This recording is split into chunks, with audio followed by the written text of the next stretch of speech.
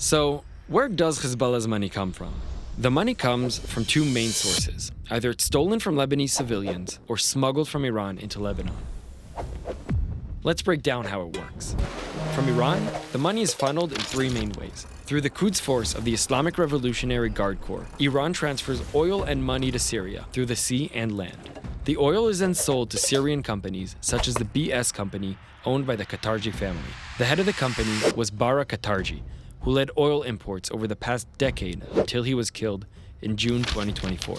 This involves tens of millions of dollars that were transferred via Hezbollah's smuggling unit to Lebanon and into Hezbollah's pockets.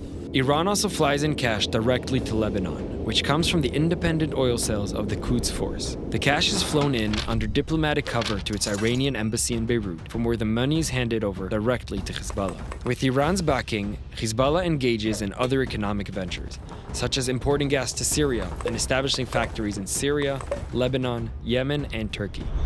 These ventures generate revenue that goes straight into Hezbollah's pockets. Who manages this revenue stream? Meet Muhammad Jafar Qasir, the commander of the transfer unit and Hezbollah's chief financial officer, wanted worldwide. He managed Hezbollah's primary source of income for years, until he was eliminated in a targeted strike in Beirut in early October. And the money that doesn't come from Iran, it's taken straight from the pockets of Lebanese civilians.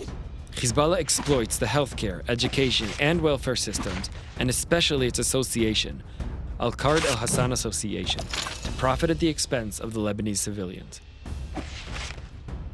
Hezbollah is taking advantage of Lebanon's severe economic crisis to bind its citizens to a separate economic system under its control.